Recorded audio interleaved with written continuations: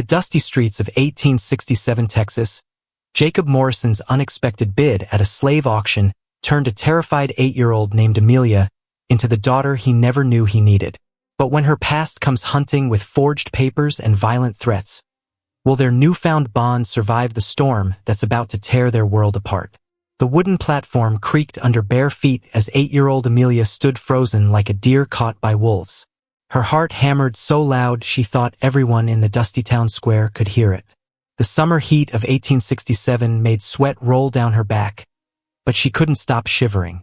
Men in fancy suits and dirty boots circled below her like buzzards, their eyes cold and calculating. "Look at those strong arms," the auctioneer shouted, grabbing Amelia's wrist and lifting it high. She wanted to pull away but knew better. The last girl who fought back got the whip. This one's young enough to train proper, old enough to work hard. The crowd of buyers pressed closer. Their voices mixed together like angry bees. Some talked about cotton fields. Others mentioned kitchen work. A few whispered about things that made her stomach hurt. She clutched her rag doll tighter, feeling the secret sewn inside its belly. Mama's last gift. Mama's last words echoing in her mind. "Never let them see you're scared, baby girl." But she was scared. More scared than when the sickness took Mama. More scared than when the mean overseer sold her to pay his gambling debts. This was different. This was the end of everything she knew. Bidding starts at $20. The auctioneer's voice boomed across the square. 20 for this fine specimen. Hands shot up like weeds after rain. 25. 30. 35. Each number felt like a nail in her coffin. She tried to make herself small, invisible, worthless. Maybe they'd lose interest. Maybe they'd forget she existed. That's when she saw him. Standing apart from the other bidders was a man who looked different. His clothes were simple work clothes, not fancy auction clothes. His hat was worn from years under the Texas sun. His hands were rough from honest work, not soft from counting money. But it was his eyes that made her stare. They weren't looking at her like she was a thing to be bought. They were looking at her like she was a person. 40, someone yelled. 45, came another voice. The man with kind eyes just watched. He wasn't bidding. Maybe he was just curious. Maybe he was waiting for the price to drop. Or maybe he was like some of the others who came to auctions for entertainment. $50. The voice belonged to Samuel Brookshire, the meanest plantation owner in 3 counties. Amelia had heard whispers about his place. Workers who went there didn't come back. At least not the same way they left. Her legs almost gave out. Not him. Anyone but him. She'd rather run into the desert and take her chances with the rattlesnakes and coyotes. Brookshire stepped forward, his belly straining against his vest buttons. His smile showed gold teeth that gleamed like a snake's fangs. "This one's coming home with me, girl," he called up to her. "Got big plans for you." The other bidders grumbled but stepped back. Everyone knew better than to fight Brookshire when he wanted something. He had money, lawyers, and friends in high places. The kind of man who always got his way. "Going once," the auctioneer announced. Amelia closed her eyes. This was it. The end of hope. The end of dreams. The end of everything Mama wanted for her. Going twice. She heard footsteps on the wooden platform. Heavy boots climbing the steps. This was really happening. In a few seconds, she'd belong to the worst man in Texas. "Wait." The voice was calm but firm. Strong like oak trees and steady like mountain rocks. Everyone turned. The man with kind eyes had finally spoken. He stood taller now, his shoulders straight and proud. His hand rested on his belt, not threatening, just confident. $50, he said clearly. Brookshire's face turned red as a tomato. "I already bid 50 Morrison. Morrison. So that was his name." Amelia filed it away in her memory, next to the way he looked at her like she mattered. "No, sir," Morrison replied politely. "You said 50. I bid 50. That makes us even." The crowd stirred like a kicked anthill. This was better than the traveling circus. A showdown between Brookshire and Morrison was worth staying for. "Fine," Brookshire snarled. 60. Morrison didn't hesitate. 70, 80, 90. The numbers flew back and forth like bullets in a gunfight. Each bid made Brookshire angrier and Morrison calmer. It was like watching fire meet ice. The crowd pressed closer, sensing something special happening. 100! Brookshire screamed, his face now purple with rage. Morrison paused. That was more money than most folks saw in a year. More than enough to buy a good horse or fix a broken roof. The silence stretched like taffy. Then Morrison smiled. It was small but real. 125. The crowd gasped. Even the auctioneer looked shocked. That was crazy money for a child. What was Morrison thinking? Brookshire opened his mouth, then closed it. His hands shook with fury, but his wallet was lighter than his anger. He'd already spent too much. His wife would skin him alive if he came home having paid more than $125 for anything. Going once? The auctioneer called, his voice cracking with excitement. Brookshire looked around desperately, hoping someone would loan him money.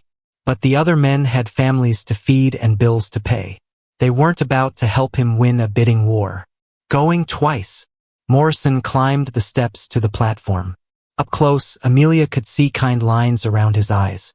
Worry lines too, like he'd seen hard times but hadn't let them make him mean. The gavel fell with a bang that echoed off the buildings. Sold to Jacob Morrison. The world seemed to spin as Jacob Morrison's gentle hand touched Amelia's shoulder. She'd expected rough grabbing, the way other buyers handled their new property. Instead, he guided her down the platform steps like she was made of precious glass that might break. "What's your name, child?" His voice was soft, meant just for her ears, while the crowd still buzzed with excitement over the shocking auction. "Amelia," she whispered, barely loud enough for him to hear. "That's a beautiful name. I'm Jacob Morrison, but you can call me Mr. Jacob if that feels right." He knelt down so they were eye to eye. "And this here's your doll?" She nodded, surprised he'd noticed hope clutched against her chest. Most grown-ups didn't pay attention to children's toys, especially not owners talking to their new property. "She's got a name too?" "Hope," Amelia managed, her voice a little stronger now. "Hope's a good name for a good friend." Jacob stood up and looked around the square. "You hungry? I bet you're hungry. We got a bit of a ride ahead of us. But there's a place that makes decent biscuits if you'd like." Hungry? When was the last time someone asked if she was hungry? Usually, she ate when food was available and went without when it wasn't. The idea that someone cared about her empty stomach made her eyes water. "Yes, sir," she said. They walked through the dusty streets of Redemption, past the general store and the blacksmith shop. People stared as they passed. Some looked curious. Others looked angry. A few women whispered behind their hands, shaking their heads like Jacob had done something terrible. At the small restaurant, Jacob ordered biscuits with honey and fresh milk. Real milk, not the watery stuff she was used to. When the food came, he didn't eat until she started. He watched her take small, careful bites, like she was afraid the food might disappear. "Slow down, child," he said gently. "There's plenty more where that came from. Plenty more." Those words felt impossible. In her world, there was never plenty of anything. Just not enough of everything. "Mr. Jacob?" she asked between bites. "What kind of work am I supposed to do?" His coffee cup stopped halfway to his mouth. "Work? Yes, sir. What kind of work? Field work? Kitchen work? Cleaning?" She'd learned it was better to know what was expected. Surprises usually meant trouble. Jacob set down his cup and studied her face. "How old are you, Amelia?" "8, sir. Almost 9. 8 years old." He said it like he was tasting something bitter. "When I was 8, my biggest worry was whether I'd catch fish for dinner or if my ma would make me do my letters first." She didn't understand. "Sir, what I'm saying is, 8-year-olds should be playing and learning, not working like grown folks." This confused her more than anything else that had happened today. "But I got to earn my keep. I got to be useful or—" She didn't finish the sentence. They both knew what happened to people who weren't useful. Jacob leaned back in his chair, his face thoughtful. Tell me about where you lived before. So she told him. About the big house where Mama worked in the kitchen. About the little room they shared behind the stables. About how Mama taught her letters by candlelight when the day's work was done. About the sickness that took Mama away. About the overseer who sold her to pay his debts. Jacob listened without interrupting. His face grew sadder with each part of her story, but he didn't look away. He didn't act like her words were boring or unimportant. Your mama sounds like she was a special woman, he said when she finished. She was. Amelia touched Hope's worn fabric. She made this for me. Said every girl needs a friend who'll never leave. Smart woman. Jacob signaled for more milk. What did she want for you? Did she ever talk about that? She wanted me to be free. She said someday I'd make my own choices about my life. The words felt strange coming out. Dreams were dangerous things to talk about. Jacob nodded slowly. What if I told you that someday is today? Sir. What if I told you that you don't work for me? That you're not my property? He leaned forward, his eyes serious but warm. What if I told you that you're going to live with me and my wife as our daughter? The words hit her like lightning. Daughter? People like her didn't become daughters. They became workers, servants, property. But never daughters. I don't understand, she whispered. My wife Ruth and I, we never had children of our own. Always wanted them, but the Lord had different plans. He smiled, but it was a sad smile. When I saw you up on that platform, scared and brave at the same time, I thought maybe the Lord was giving us a second chance. But She started to say the words others had used to describe her. Words that made her feel small and worthless. You're a child who deserves a family, Jacob finished firmly. Color of your skin doesn't change that. Not in my house. They sat in silence while Amelia tried to understand this impossible thing. Family. A real family. Not owners and property, but parents and daughter. Felt too good to be true. Like a dream that turns into a nightmare when you wake up. There's one thing though, Jacob said, and her heart sank. Here it came. The catch. The real reason. You got to promise me something. What? She asked, bracing herself. Promise me you'll tell me if you're ever scared or unhappy. Promise me you'll talk to me and Ruth if something bothers you. His voice was gentle but serious. We want to be a real family, and real families talk to each other. That was it? That was the catch? Just talking? I promise, she said, and meant it.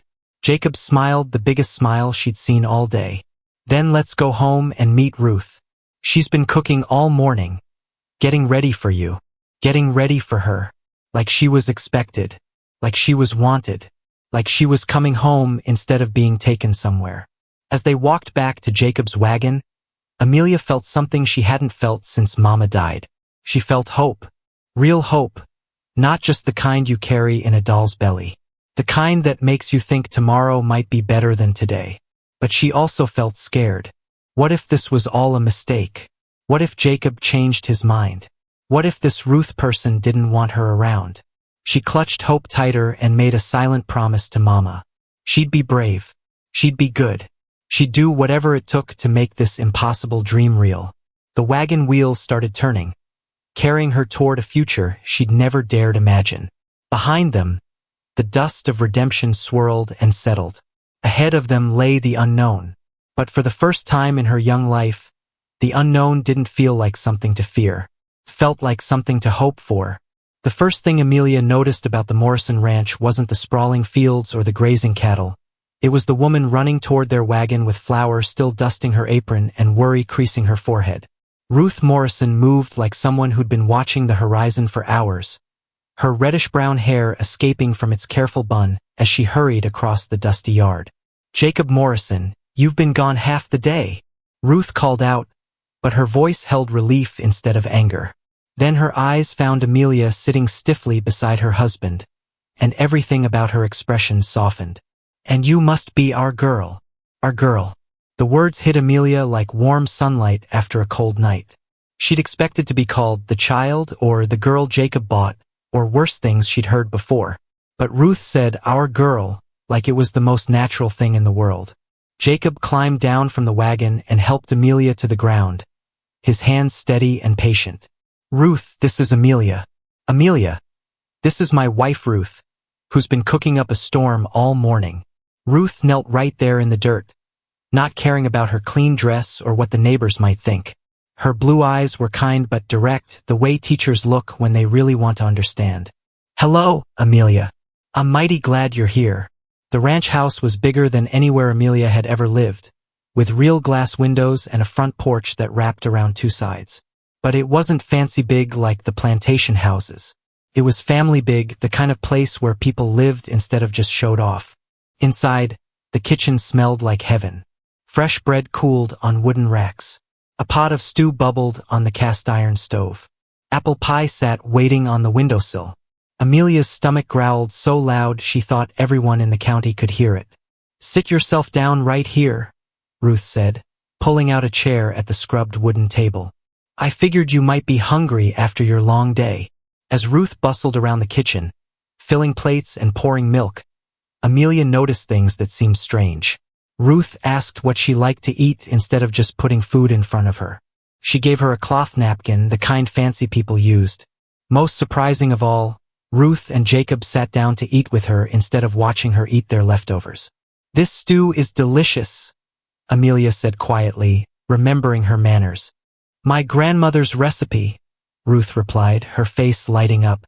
She came from Ireland with nothing but the clothes on her back and that recipe in her head. Said it could stretch to feed whoever needed feeding. Ruth's grandmother sounds like she was a wise woman, Jacob added, reaching for another piece of bread. Just like Ruth. They talked while they ate, not the careful talk of people being polite, but the easy talk of people who genuinely liked each other. Jacob told Ruth about the auction, leaving out the scary parts but explaining how brave Amelia had been. Ruth shared stories about her day, how the chickens had gotten into her vegetable garden and caused chaos, how their neighbor's cow had wandered onto their property again. Normal stories, family stories, the kind Amelia had watched from the outside but never been part of. After dinner, Ruth showed her around the house.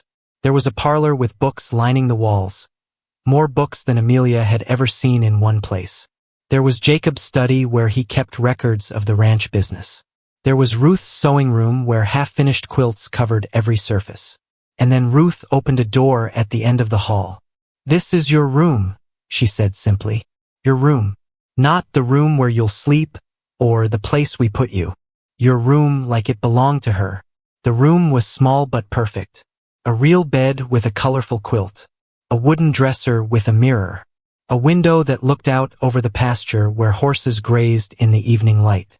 On the dresser sat a rag doll, different from Hope but clearly made with the same love. I made her this week, Ruth said, noticing Amelia's stare. Figured Hope might like a friend. What do you think? Amelia picked up the new doll. She had brown yarn hair and a blue dress that matched the quilt on the bed.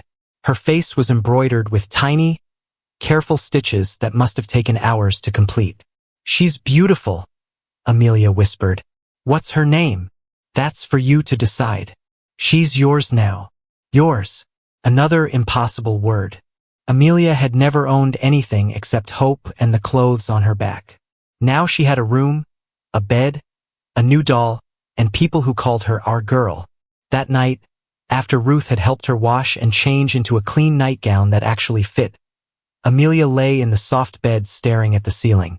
Through the thin walls, she could hear Jacob and Ruth talking in low voices in their own room. She's been hurt, Ruth was saying. Did you see how she flinched when I reached for her plate? And the way she ate, like someone might take the food away.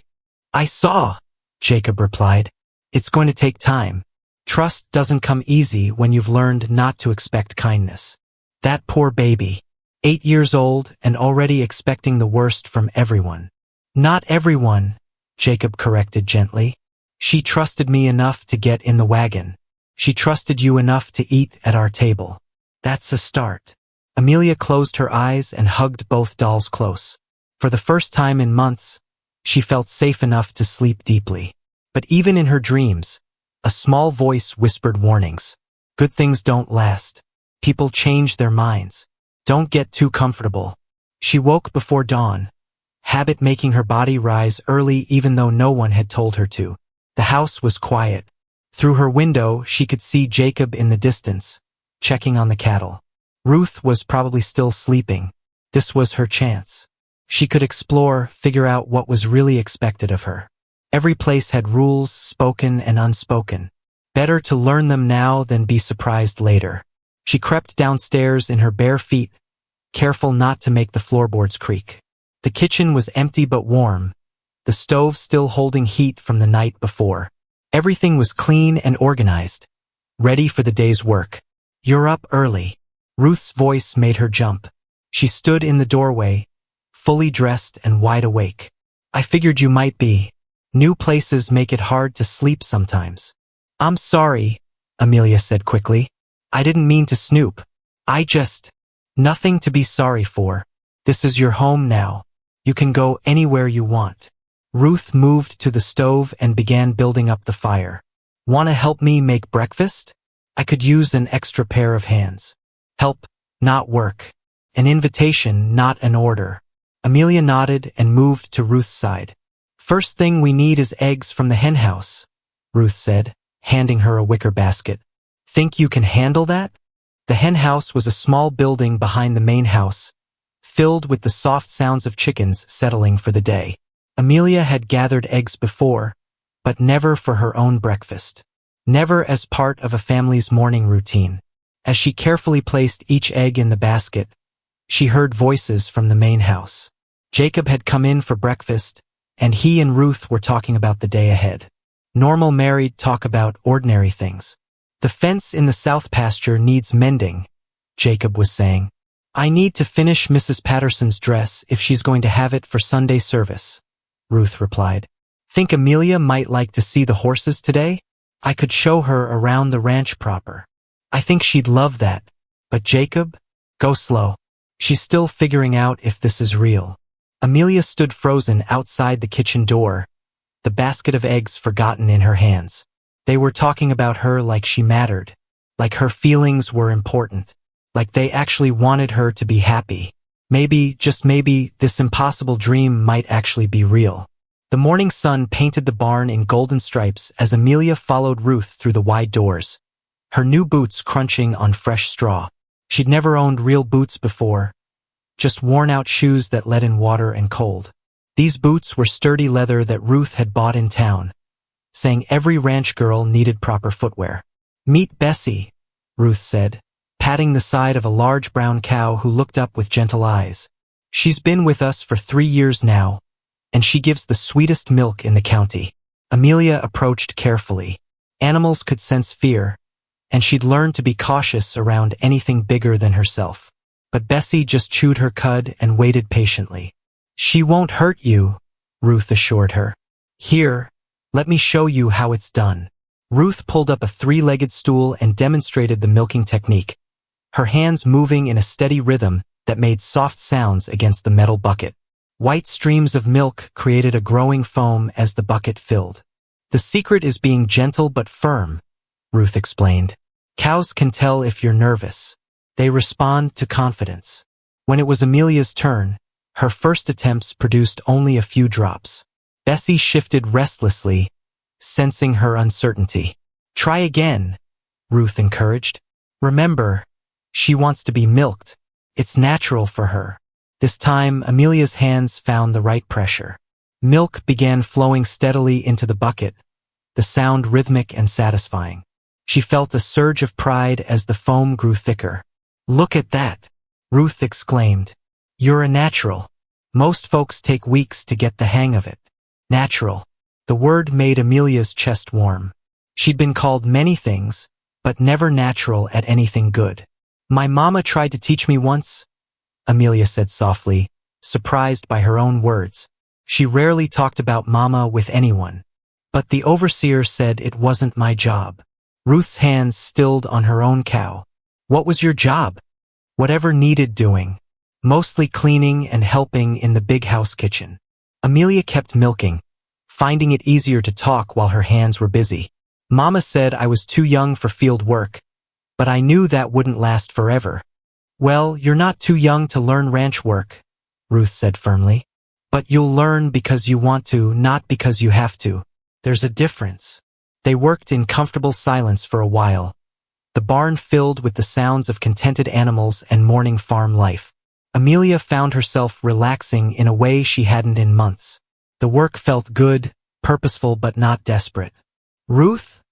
she asked as they finished with the last cow. "Why did you and Mr. Jacob want me?" Ruth set down her bucket and considered the question seriously.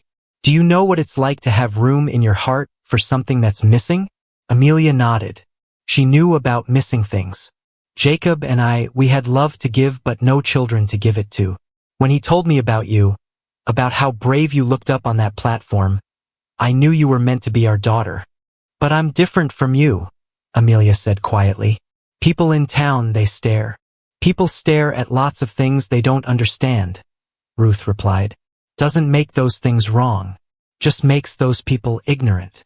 They carried the milk buckets back to the house, where Jacob was finishing his coffee and planning his day. He looked up with a smile that included both of them equally. "How'd our new ranch hand do?" he asked. "Better than some folks who've been doing it for years," Ruth said proudly. "She's got gentle hands and a good instinct for animals." Jacob nodded approvingly. "That's a valuable skill. Think you might like to see more of the ranch today, Amelia?" The tour began with the chicken coop, where Ruth showed her how to scatter feed and check for eggs. The chickens were friendlier than expected, clustering around her feet and making soft clucking sounds. "They know you're good people," Jacob observed. "Animals can sense that." Next came the vegetable garden, where Ruth grew enough food to feed a small army. Rows of corn stood tall and green. Tomato plants heavy with fruit climbed wooden stakes. Bean vines wound around poles in neat spirals. "This is how we stay fed through winter," Ruth explained. "I preserve what we can't eat fresh. Would you like to help with the harvest?" The idea of planning for winter, of being included in the family's survival, made Amelia feel important in a way she'd never experienced. But the real wonder came when Jacob led them to the horse pasture.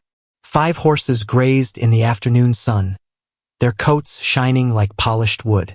When Jacob whistled, they raised their heads and began walking toward the fence. "That's Thunder," he said, pointing to a black stallion with white markings. "He's the leader of our little herd. And that's Maple, our best mare for riding." A golden horse with a flowing mane approached the fence first, stretching her neck toward Jacob's outstretched hand. Her dark eyes were intelligent and curious. "She's beautiful," Amelia breathed. "Want to meet her properly?" Jacob asked. He showed Amelia how to hold her hand flat so Maple could sniff her palm. The horse's breath was warm and sweet, like grass and sunshine. When Maple gently nuzzled her hand, Amelia felt a connection she'd never experienced with any animal. "She likes you," Jacob said with satisfaction. "Horses are good judges of character. Could I learn to ride?" The question came out before Amelia could stop it. Riding was for rich people, not for girls like her.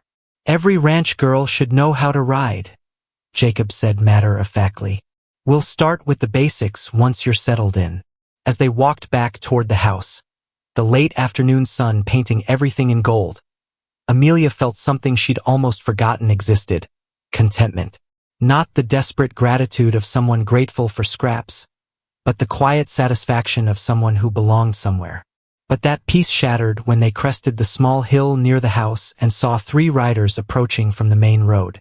Even from a distance, Amelia recognized the lead rider's bulk and the way he sat his horse like he owned the world. Samuel Brookshire had come calling. Jacob's hand moved instinctively to the rifle he carried during ranch work. Ruth stepped closer to Amelia, her body language protective without being obvious. "Stay between us," Jacob said quietly. "And remember, you're our daughter now. That means something." But as the riders drew closer, Amelia could see the papers in Brookshire's hand and the grim determination on his face. Whatever he wanted, he'd come prepared for a fight. The peaceful afternoon was about to become something else entirely. Ruth's hand found Amelia's shoulder, steady and reassuring. "Whatever happens," she whispered, "you're not alone anymore." The horses stopped in a cloud of dust just outside the ranch house yard. Brookshire's smile was all teeth and no warmth as he dismounted, his papers crackling in the breeze. "Morrison," he called out, his voice carrying across the distance like a threat. "We need to talk." The smell of whiskey and sweat hit Amelia's nose before Samuel Brookshire even opened his mouth, but it was the cruel gleam in his eyes that made her blood turn to ice water. He stood in the Morrisons' front yard like he owned it, his fancy boots planted wide and his chest puffed out like a rooster looking for a fight.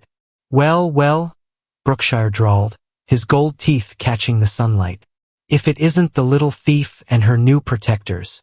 Jacob stepped forward, his rifle held casually but ready. "State your business, Brookshire. Then get off my land." "My business?" Brookshire laughed, a sound like nails on a chalkboard. "My business is with the girl. See, I've been doing some checking, and it turns out she belongs to me after all." He waved the papers in his meaty hand like a flag of victory. "Got the documentation right here. Signed and legal. That girl's mama owed me money, a lot of money. When she died, the debt passed to her child." Ruth's grip tightened on Amelia's shoulder. "That's not how the law works, and you know it. Law's whatever a judge says it is, ma'am. And Judge Parker in Austin owes me a few favors." Brookshire's smile grew wider and nastier. "Seems little Miss Amelia here is stolen property. Makes Morrison here a thief." The world seemed to tilt sideways. Amelia had been so happy, so hopeful, and now it was all crashing down like a house of cards in a windstorm. She should have known better. Good things didn't happen to girls like her. "Those papers don't mean anything," Jacob said firmly, but Amelia could hear the worry creeping into his voice. "Mean enough to get the sheriff involved if I want." Brookshire took a step closer, his eyes never leaving Amelia's face. "Course we could settle this private like. Just hand over the girl and what she's hiding, and we'll call it even." "What she's hiding." Amelia's hand moved instinctively toward Hope, still clutched against her chest. Somehow Brookshire knew about Mama's secret. "But how?" "I don't know what you're talking about," she said, trying to keep her voice steady. Brookshire's laugh was like breaking glass. "Your mama was a smart woman, but not smart enough. Told me all about the money she'd been saving. Freedom money, she called it. Said she hid it where nobody would think to look." The memory hit Amelia like a physical blow. Mama's last words, whispered through fever and pain. "Remember Hope, baby girl. Remember what's inside Hope when the time comes." Mama had sewn gold coins into Hope's stuffing, years of tiny payments saved penny by penny. Money meant to buy their freedom someday. Money that Brookshire wanted for himself. "Even if what you're saying was true," Ruth said, her voice shaking with anger. "Taking a child's inheritance is theft." "Inheritance," Brookshire spat. "Slaves don't have inheritances. They are inheritances. And this one belongs to me." The two men with Brookshire shifted uncomfortably. They'd signed on to collect a debt, not threaten a family. But Brookshire was their boss, and jobs were hard to come by. Jacob raised his rifle slightly. "I think it's time you left, Brookshire." "Oh, I'll leave," Brookshire said, his voice turning dangerous. "But I'll be back, with the sheriff and proper papers. And when I come back, I'm taking what's mine."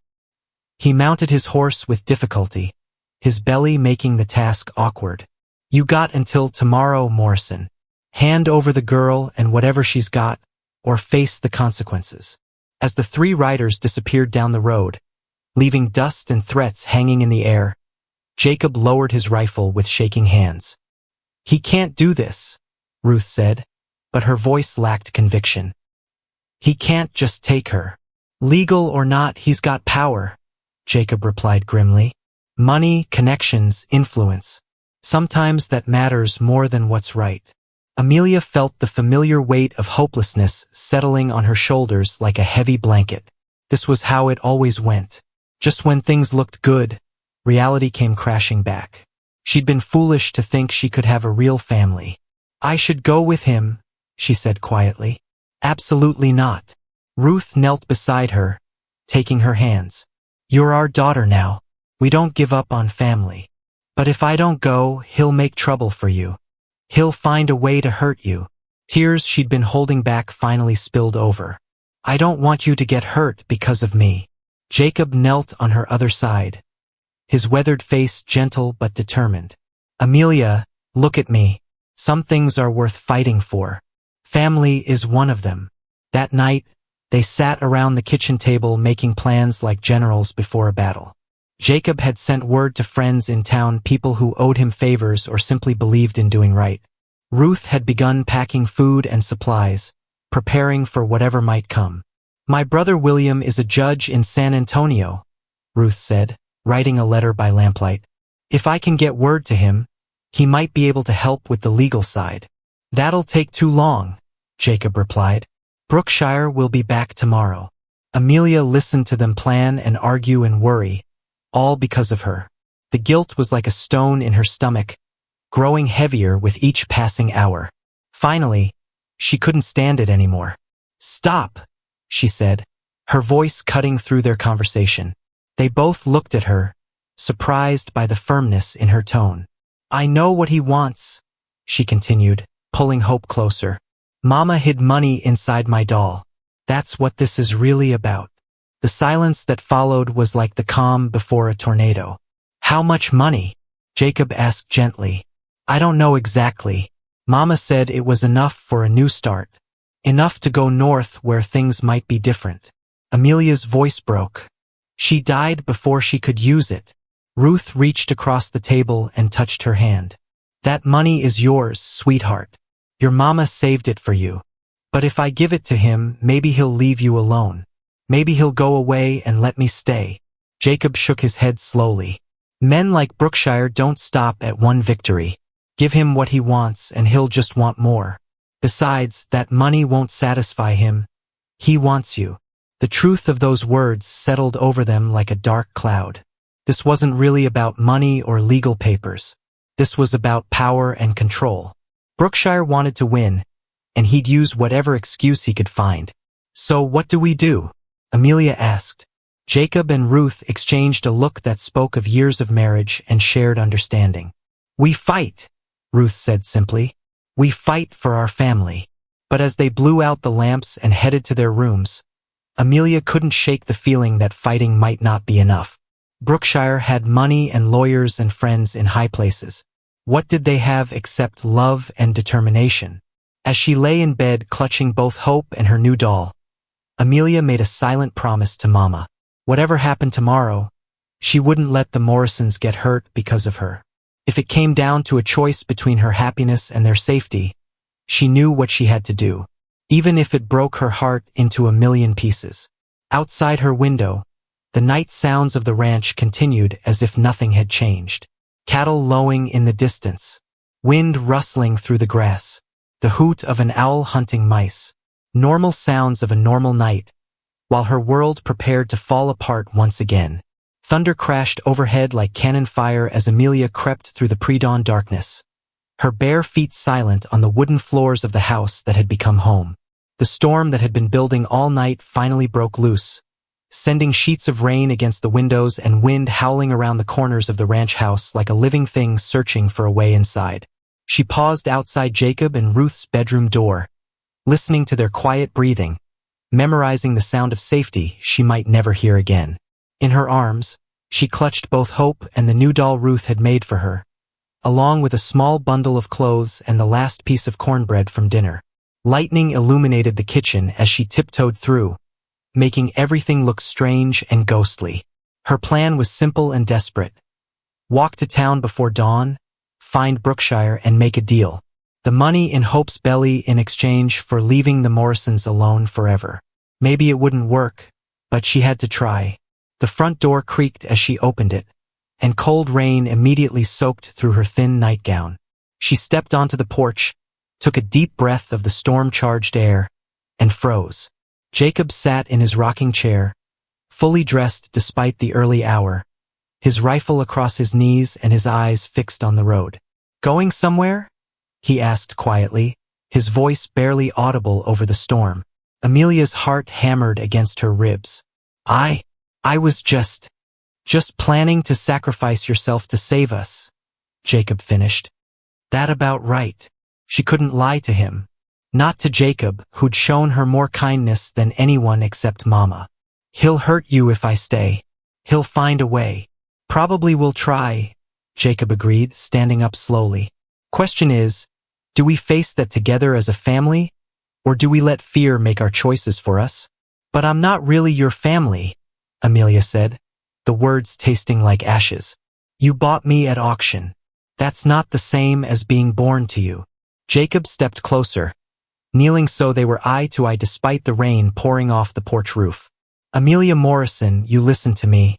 Family isn't about blood or papers or who bought who. Family is about people who choose to love each other no matter what. Amelia Morrison? She whispered. That's your name now if you want it. Morrison. Same as mine and Ruth's. His voice was gentle but firm. Some folks are born into families. Others have to build them from scratch. Doesn't make them any less real. Before she could respond, hoofbeats echoed through the storm. Multiple horses riding hard despite the weather. Jacob stood quickly, his hand moving to his rifle. Get inside and wake Ruth, he said urgently. Fast. But it was too late. 6 riders emerged from the rain-soaked darkness, led by Brookshire on his massive bay horse. Behind him rode 2 men she didn't recognize, wearing badges that glinted in the lightning. The sheriff and his deputy. Morrison. Brookshire's voice boomed over the storm. Time's up. Hand over my property. Jacob stepped protectively in front of Amelia, his rifle ready but not quite aimed. She's not property, Brookshire. She's a child. Sheriff Bradley dismounted, water streaming from his hat brim. He was a thin man with tired eyes who looked like he'd rather be anywhere else. Jacob, I got papers here saying the girl owes a debt to Mr. Brookshire. Debt her mama incurred before she passed. What debt? Ruth's voice cut through the rain as she appeared in the doorway, her own shotgun in hand. Show us these so-called papers. The sheriff pulled a soggy document from his coat. In the flickering light, Amelia could see official-looking seals and signatures, though the rain made the words hard to read. Says here the girl's mama borrowed money for medicine during her sickness. When she died, the debt passed to her heir. Sheriff Bradley's voice lacked conviction. Math works out to about what the girl would bring at auction. That's convenient arithmetic, Jacob said dryly. Brookshire urged his horse closer, his face ugly with triumph. Legal's legal, Morrison. Hand her over, and I might forget about your interference. And if we refuse? Ruth asked, her shotgun never wavering. Then you're harboring stolen property, the deputy spoke up. He was younger than the sheriff, eager to prove himself. That's a crime. Amelia felt the walls closing in around her. Legal papers, badges, official seals, all the things that mattered more than right and wrong in the adult world. The Morrisons could fight, but they'd lose everything in the process. Wait, she said, stepping out from behind Jacob. Amelia, no, Ruth warned. But Amelia had made her choice. She pulled hope from her bundle, her hands shaking as she began to work at the doll's seam. Mr. Brookshire, you said my mama owed you money. That's right, girl. A lot of money. The seam came loose, and gold coins spilled into her palm. More than she'd expected, enough to buy a horse or fix a roof or start a new life somewhere else. Enough to represent years of Mama's hopes and dreams. How much did she owe? Amelia asked, her voice steady despite her racing heart. Brookshire's eyes fixed on the gold like a hawk spotting prey. More than what's in your hand, that's for sure. How much exactly? Jacob demanded. The sheriff shuffled uncomfortably. Papers say $50. Amelia counted out coins, her movements deliberate and calm.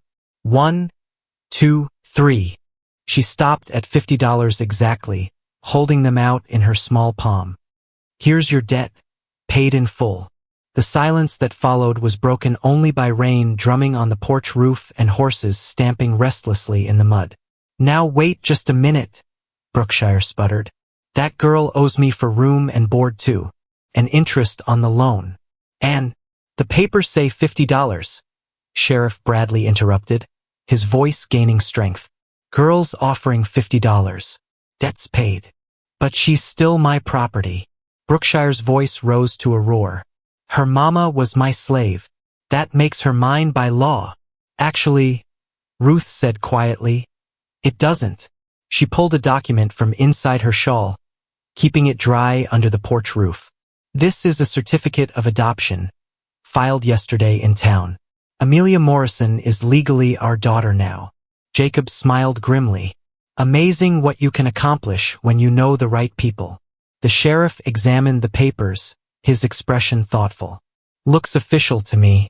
Girls free and adopted legal-like. Brookshire's face turned purple with rage. This is a setup. You can't just. I can and I did, Ruth said firmly. Every I dotted and T crossed. She's our daughter now, not your property. Take your $50 and go, Jacob added. His rifle now pointed more directly at Brookshire.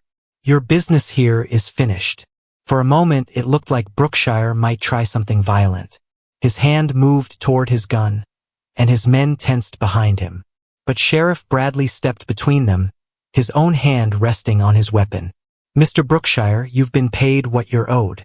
Time to move on. Defeated and furious, Brookshire snatched the coins from Amelia's hand. This isn't over, Morrison. I'll find another way. No, Amelia said, her voice carrying across the storm with surprising strength. It is over. I'm not afraid of you anymore. As the riders disappeared into the storm, taking their threats and legal papers with them, Amelia felt something she'd never experienced before. Not just relief, but genuine freedom. She was Amelia Morrison now, daughter of Jacob and Ruth Morrison, protected by love instead of owned by law. Come inside before you catch pneumonia, Ruth said, wrapping her in a warm embrace. Let's get you dry and fed. But before they went in, Jacob knelt beside her one more time. You know what you did out there? You stood up for yourself. You faced down the man who scared you most and found your own strength. Amelia looked down at Hope, now empty of gold but somehow more precious than before. Mama's real gift hadn't been the money. It had been the courage to hope for something better. I had help, she said, looking up at the two people who'd chosen to be her family. Good families stick together. As they headed inside to dry clothes and hot coffee, the storm began to clear, and the first hints of dawn painted the eastern sky with promises of better days ahead. The church bells of redemption rang out across the Sunday morning air like a call to battle, and Amelia could feel every eye in the small wooden building burning into her back as she walked down the center aisle between Jacob and Ruth. 3 weeks had passed since the confrontation with Brookshire, but the whispers followed her like shadows, growing louder with each step toward the Morrison family pew. That's the girl they adopted, someone hissed from the third row. Unnatural, if you ask me, came another voice, setting a dangerous example for the whole community. Amelia kept her chin up the way Ruth had taught her, but inside her stomach twisted like a rope in a windstorm. She'd faced down Brookshire and his men, but somehow this felt harder. These people weren't trying to steal her away. They were trying to make her invisible, to pretend she didn't belong in their sacred space. Reverend Hayes stood at the pulpit, his kind face troubled as he watched his congregation divide itself with glances and whispers. He'd baptized Jacob as a baby, married him to Ruth, and considered them among his closest friends. But he could feel the pressure building in his church like steam in a kettle about to blow. Let us pray, he began, his voice carrying over the murmurs. But prayer couldn't silence Mrs. Henderson, who stood up in the middle of the opening hymn and pointed a bony finger at the Morrison family. Reverend, are we going to ignore the elephant in the room?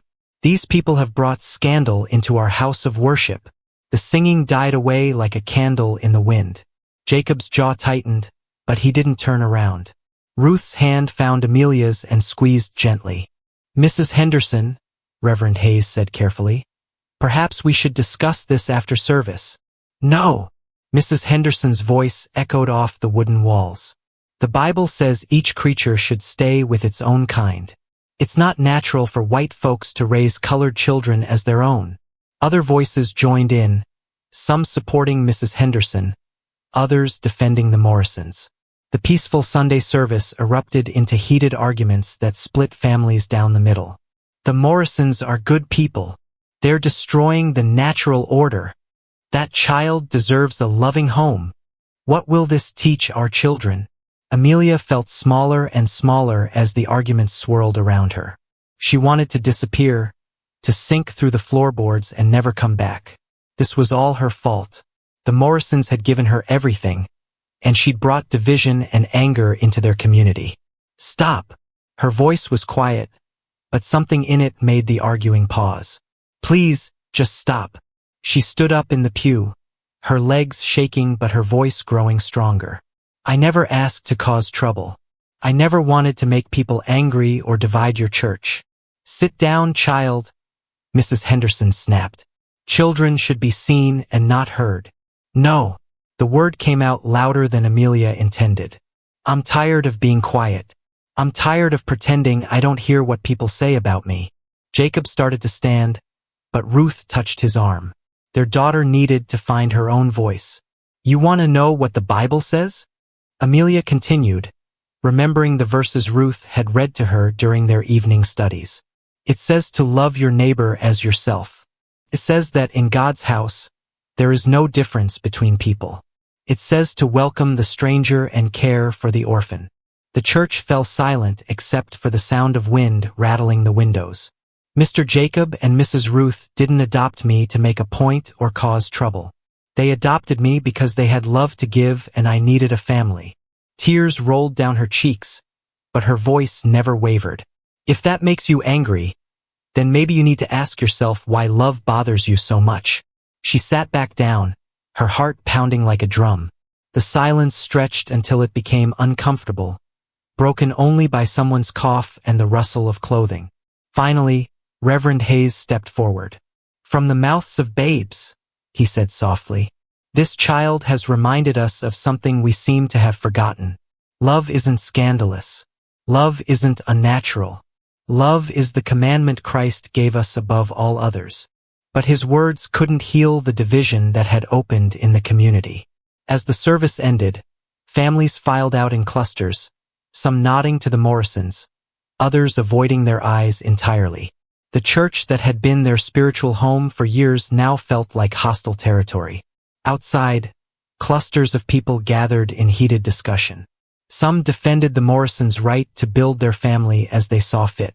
Others insisted that certain boundaries shouldn't be crossed, that tradition and natural order mattered more than individual desires. Jacob, called out Tom Wilson, the blacksmith who'd known Jacob since childhood. A word. Jacob approached his old friend cautiously, unsure which side of the divide Tom had chosen. Want you to know, some of us don't agree with the troublemakers, Tom said quietly. What you and Ruth did was Christian charity. Don't let the loud voices make you think they speak for everyone. But even Tom's support felt fragile, like it might evaporate if the pressure got too strong. On the ride home, Ruth tried to lighten the mood by pointing out wildflowers in the meadows and commenting on the beauty of the day. But they all knew something had changed. Their place in the community, once secure and unquestioned, now felt uncertain. I'm sorry, Amelia said finally. I should have stayed quiet. Never be sorry for standing up for what's right, Jacob replied. Besides, you said what needed saying. Sometimes it takes a child to remind adults how to behave. That afternoon, as they sat on the front porch watching the sunset paint the sky in shades of gold and purple, a rider approached from town. Dr. Matthews, the local physician, looked tired and worried as he dismounted.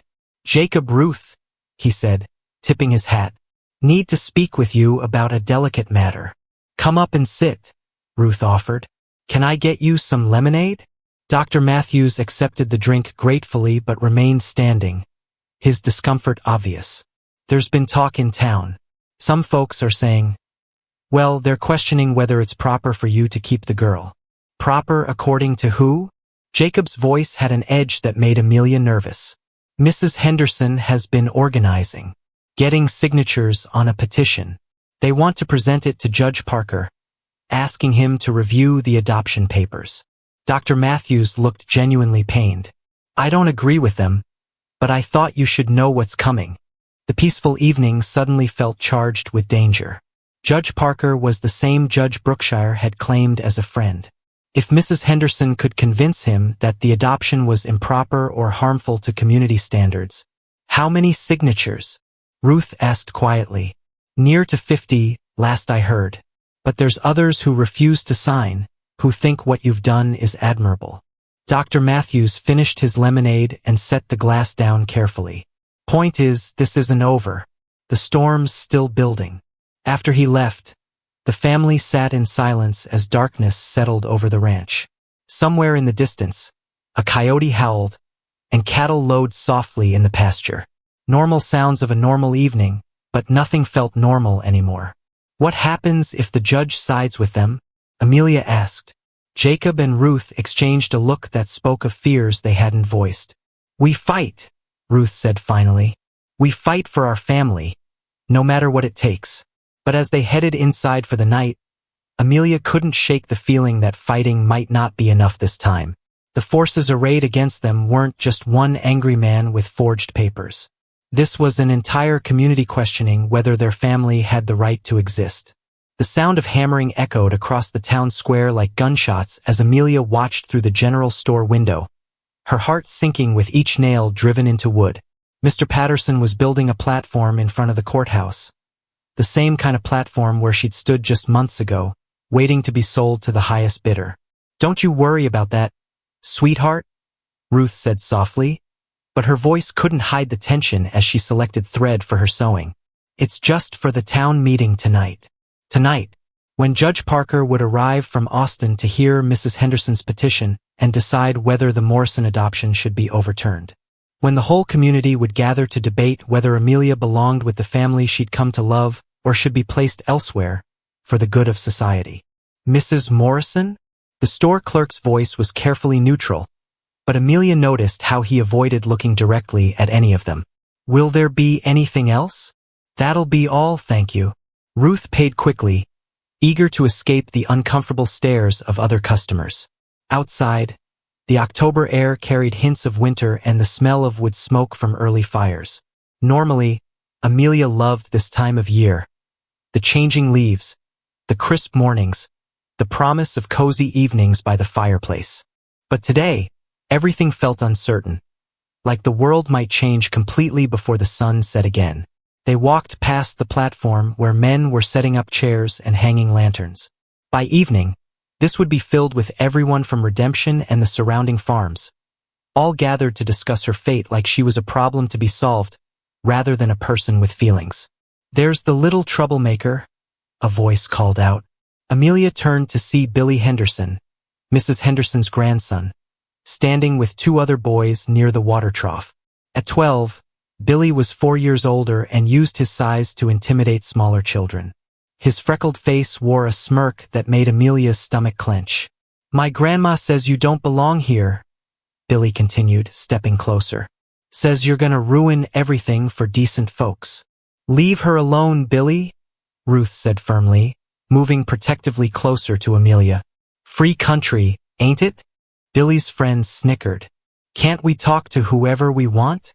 But it wasn't talking Billy had in mind. As they passed the water trough, he stuck out his foot, trying to trip Amelia.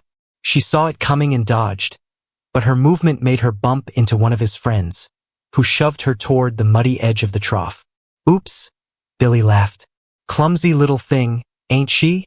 That's when something inside Amelia snapped. All the anger and frustration and fear of the past weeks erupted like a volcano. Instead of running or crying or accepting the treatment, she stepped forward and looked Billy straight in the eye. You know what I think? She said, her voice steady and clear. I think you're scared. Billy's smirk faltered. Scared? Of you? Scared that if people can love someone like me, maybe they won't think you're so special just because of who your grandma is. Amelia took another step forward, and Billy actually backed up. Scared that kindness matters more than skin color or family names. You little... Billy raised his hand, but it never fell. Jacob had appeared like a shadow, his weathered hand catching Billy's wrist in a grip that looked gentle but made the boy's eyes water. Problem here? Jacob's voice was quiet, but there was steel underneath that made all three boys step back. "No, sir," Billy mumbled, suddenly very interested in his boots. "Good, because I'd hate to have to explain to your grandma why you were picking on a little girl half your size." Jacob released Billy's wrist and straightened to his full height. Wouldn't look too good for the Henderson family reputation. The boys scattered like leaves in a windstorm, leaving the Morrison family alone by the water trough. "You handled that well," Jacob said proudly. "Stood up for yourself without throwing punches. That takes real courage." But Amelia's brief moment of triumph faded as she saw more people gathering around the courthouse, their faces serious and determined. Tonight would determine everything. Back at the ranch, Ruth prepared dinner with unusual care, making all of Amelia's favorite foods like it might be their last meal together. The kitchen smelled of cornbread and chicken stew, but none of them had much appetite. "Whatever happens tonight," Ruth said as they sat around the table, "I want you to know that these have been the happiest months of my life. Having you as our daughter has been a gift."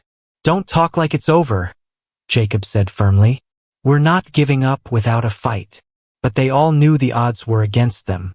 Mrs. Henderson had signatures, community support, and social pressure on her side. What did they have except love and legal papers that might not be enough? As sunset approached, families began making their way toward town. Amelia watched from her bedroom window as wagons and riders passed on the road, all heading to the meeting that would decide her future. "Time to go," Jacob called from downstairs. Amelia took one last look around the room that had become hers. The quilt Ruth had made, the books Jacob had given her, the window that looked out over the pasture where she'd learned to love horses. If tonight went badly, she might never see any of it again. The courthouse was packed tighter than sardines in a can, with people standing along the walls and spilling out onto the steps.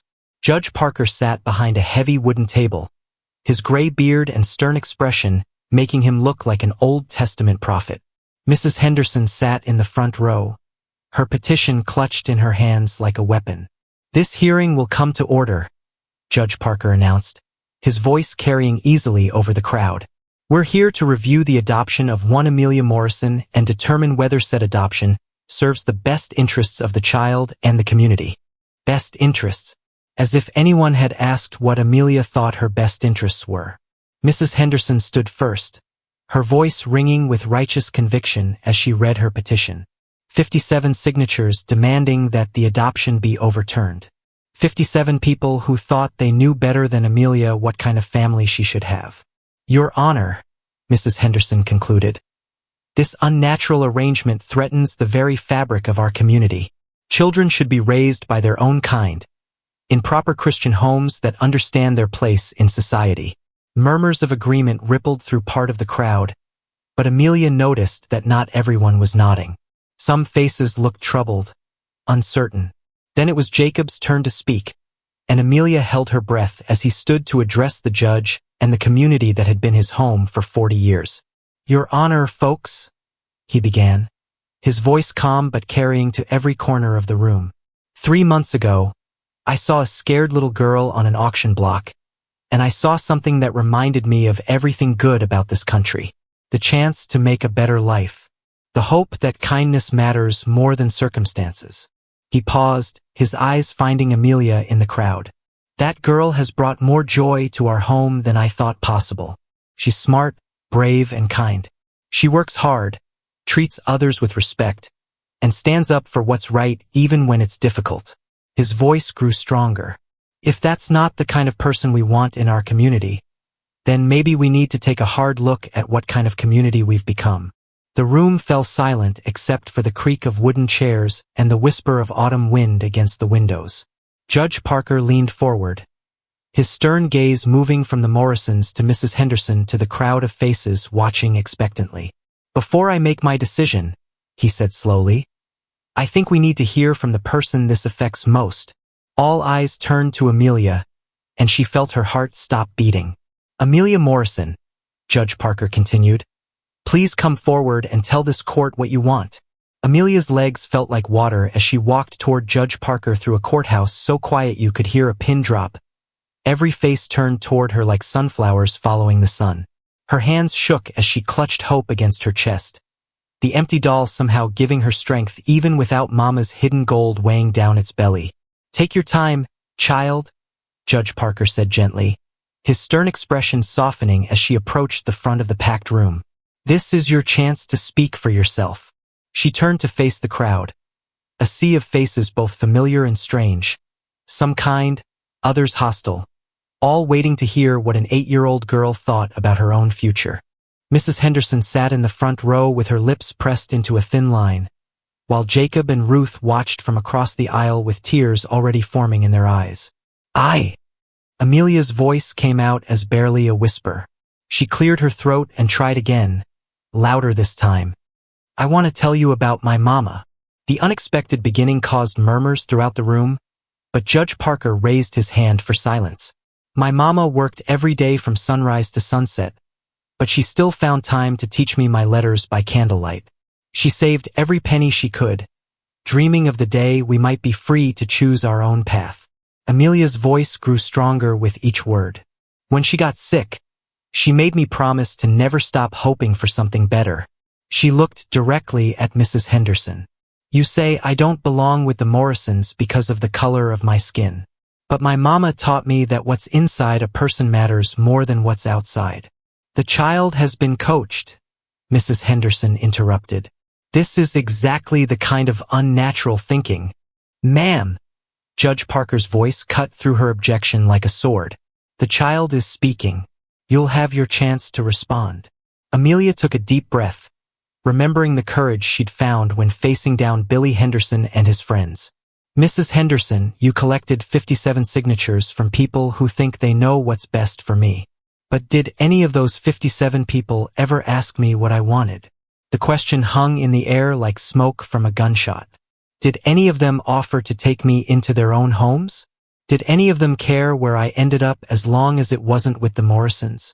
Her voice carried a strength that surprised even herself. "Because if this is really about what's best for me, then my voice should matter most." She turned back to Judge Parker, her small frame somehow commanding the attention of the entire room. "Your Honor, I want to stay with Jacob and Ruth Morrison. Not because they're perfect, but because they chose to love me when nobody else would. They see me as their daughter, not as a problem to be solved or a scandal to be hidden." From somewhere in the middle of the crowd, a voice called out, "What about tradition? What about the natural order?" Amelia turned toward the voice, her eyes bright with unshed tears but her voice steady. "What's natural about selling children like cattle? What's traditional about separating families who love each other?" She paused, letting the words sink in. "The Morrisons didn't buy me to own me. They adopted me to love me. There's a difference." Dr. Matthews stood up from his seat near the back. "Your Honor, if I may, this child has been under my medical care since the adoption. I've seen her health improve, her confidence grow, and her happiness blossom. From a medical standpoint, the Morrison home has been nothing but beneficial. And from a legal standpoint," added a new voice from the doorway, "the adoption was conducted according to all territorial laws and regulations." Everyone turned to see a tall man in a fine suit entering the courthouse, his confident stride and official bearing commanding immediate attention. He carried a leather satchel and wore the kind of clothes that suggested both money and authority. "William Hayes, district judge from San Antonio," he announced, tipping his hat. "Ruth Morrison is my sister, and I've come to ensure this proceeding is conducted fairly and legally." Mrs. Henderson's face went pale. Having one judge was manageable, but two judges, especially one with family connections, changed the entire dynamic. Judge William Hayes approached the front of the room, his presence immediately shifting the balance of power. "I've reviewed all the documentation related to this case, including the original adoption papers, the debt claims made by Mr. Brookshire, and this petition." He pulled documents from his satchel, spreading them on the table before Judge Parker. The adoption was legally filed and properly witnessed. The child was legally free to be adopted, having satisfied all outstanding debts. And most importantly, the adoption has clearly benefited the child's welfare. "But what about community standards?" Mrs. Henderson protested, rising from her seat. What about the effect on our children? Judge Hayes looked at her with the patience of a man accustomed to dealing with difficult people. Ma'am, the law doesn't recognize community discomfort as grounds for overturning a legal adoption. The only relevant questions are, was the adoption legal? And is the child better off with her adoptive family? He gestured toward Amelia, who still stood before the crowd with hope clutched against her chest. This child appears healthy, well-educated, confident, and loved. She speaks for herself with intelligence and courage. What more could we ask for in measuring successful child-rearing? Reverend Hayes stepped forward from the crowd, his voice carrying the moral authority of his position. If I may add something, Your Honor, I've watched the Morrison family for months now. I've seen how they interact at church, how they treat this child, how she's responded to their care. What I see is a family bound by love, not law. Isn't that what we should want for every child? The tide in the room was shifting. Amelia could feel it in the way people sat straighter, in the murmurs that sounded more supportive than hostile, in the way Mrs. Henderson's supporters seemed less certain of their position. But Mrs. Henderson wasn't finished fighting. This sets a dangerous precedent, she declared, her voice rising with desperation. If we allow this, where does it end? Complete mixing of the races? The breakdown of all social order. Mrs. Henderson, Judge Parker said wearily, this case is about one child and one family. We're not rewriting the social order of Texas. We're simply determining what's best for Amelia Morrison. Amelia Morrison. Each time someone said her full name, it sounded more real, more permanent, more like the truth of who she was becoming. Your Honor, she said, stepping closer to the judge's table. I know some people think I don't belong with the Morrisons because we look different. But belonging isn't about looking the same. It's about loving the same. She held up Hope, the worn rag doll that had carried her through so much pain and fear.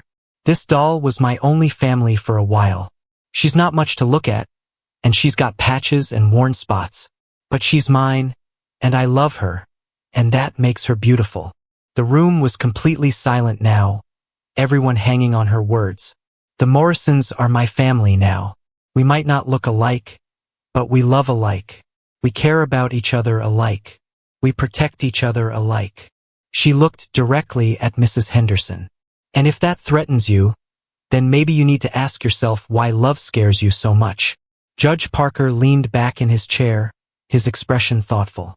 I think I've heard enough testimony to make a decision. The courthouse held its collective breath as he shuffled through the papers before him, taking his time to review everything one final time. However, he continued, and Amelia's heart nearly stopped. Given the importance of this decision and the strong feelings on both sides, I'm going to take a brief recess to consider all the evidence.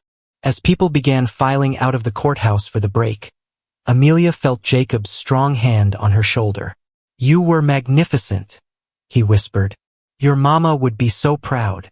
But as they stepped outside into the cool evening air, Amelia couldn't shake the feeling that the fight wasn't over yet. Mrs. Henderson was gathering her supporters, their voices angry and determined. Whatever Judge Parker decided, some people would never accept it. The battle for her future was entering its final, most dangerous phase. The golden rays of the setting sun painted the courthouse steps like a stage as Judge Parker emerged from his chambers, his face revealing nothing about the decision that would change Amelia's life forever. The crowd had grown during the recess, with people arriving from neighboring towns who'd heard about the unprecedented hearing that was dividing the community of Redemption down the middle. Amelia sat between Jacob and Ruth on a wooden bench, her heart beating so fast she thought it might burst right out of her chest. Across the aisle, Mrs. Henderson clutched her petition with white knuckles, surrounded by supporters who whispered prayers and angry promises about what they'd do if the judge ruled against them. This court will come to order, Judge Parker announced, his voice carrying across the packed courthouse and onto the steps where overflow crowds strained to hear every word. He adjusted his spectacles and looked directly at Amelia before beginning. In my 30 years on the bench, I've made decisions about land disputes, criminal cases, and civil matters. But I've never been asked to rule on whether love can transcend the artificial boundaries that society creates. The crowd stirred restlessly, some nodding agreement while others frowned at his choice of words. I've reviewed all the legal documents. The adoption was properly filed and executed according to territorial law. The child was legally free to be adopted, having satisfied all outstanding debts through her own actions. He paused, letting that sink in. But beyond the legal technicalities, I've had to consider what serves the best interests of this child. Amelia felt Ruth's hand squeeze hers, a silent message of support regardless of what came next. I've observed Amelia Morrison testify on her own behalf with remarkable poise and intelligence. I've seen evidence of her physical health, educational progress, and emotional well-being under the care of Jacob and Ruth Morrison. Judge Parker's voice grew stronger. I've also heard testimony about community concerns and social traditions. Mrs. Henderson leaned forward expectantly, hope flickering in her eyes. However, the judge continued, and that single word seemed to echo off the courthouse walls. The law is clear. The welfare of the child takes precedence over community preferences.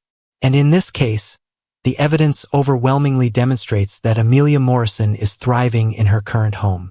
A cheer began to rise from the Morrison supporters, but Judge Parker raised his hand for silence. That said, I'm deeply troubled by the division this case has created in your community. A child's future shouldn't become a battleground for adult prejudices. His stern gaze swept across the entire crowd. Therefore, I'm not only upholding the adoption, I'm issuing a court order that any further harassment of this family will be considered contempt of court and prosecuted accordingly. The courthouse erupted.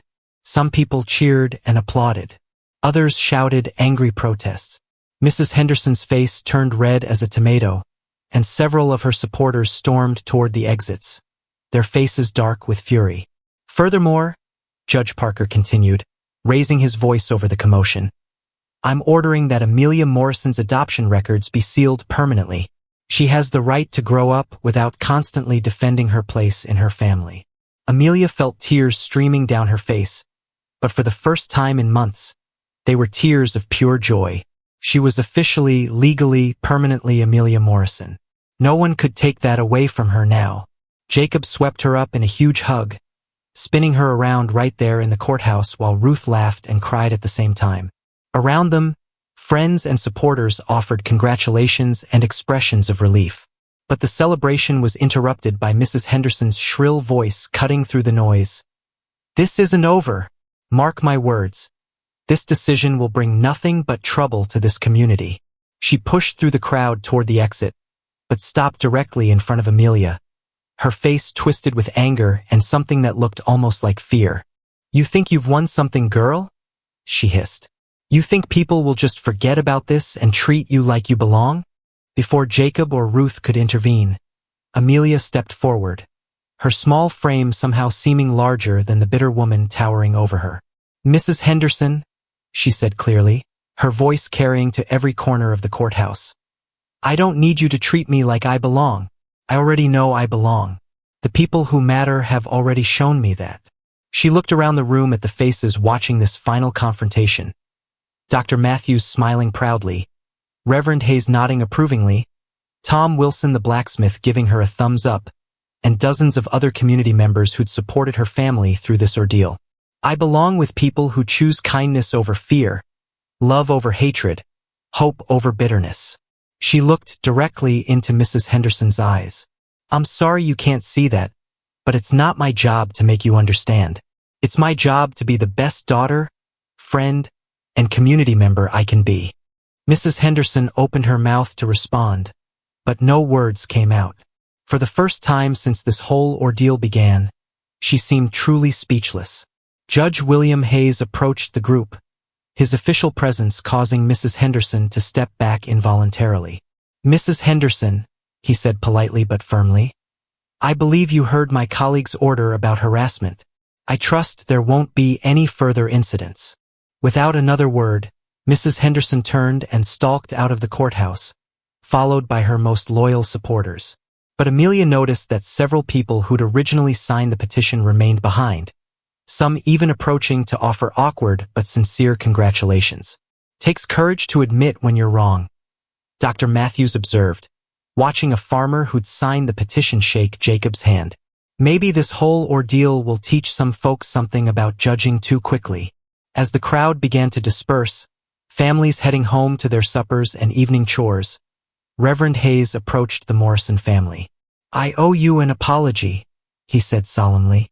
"I should have spoken up sooner, should have made it clear from the pulpit that love and family come in many forms. My silence allowed fear and prejudice to grow in my congregation." "Water under the bridge," Jacob replied, but his expression showed appreciation for the minister's honesty. "No, it's not," Reverend Hayes insisted. "This Sunday, I'm preaching about the biblical command to welcome the stranger and care for the orphan, about how God's love transcends the artificial barriers humans create. It's a message this community needs to hear."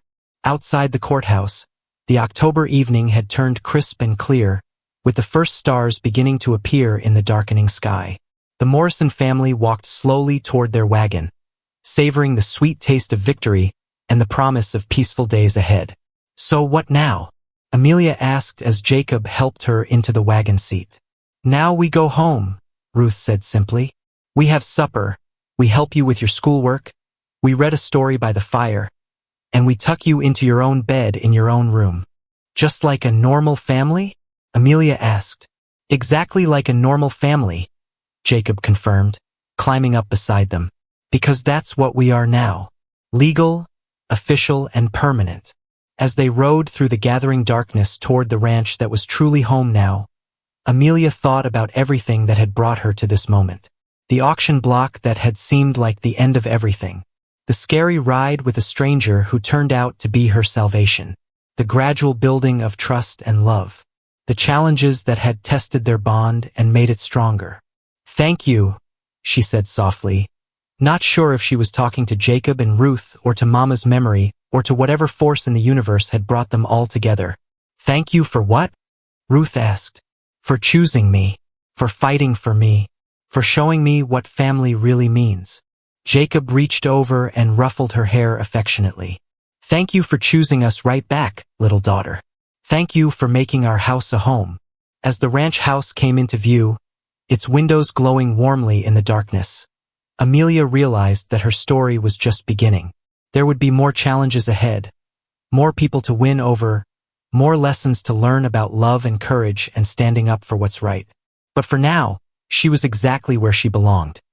Sandwiched between two people who'd chosen to love her, heading home to a place where she was wanted and valued and safe. The girl who'd stood on an auction block just months ago was gone forever. In her place sat Amelia Morrison, beloved daughter, cherished family member, and living proof that love really could conquer fear.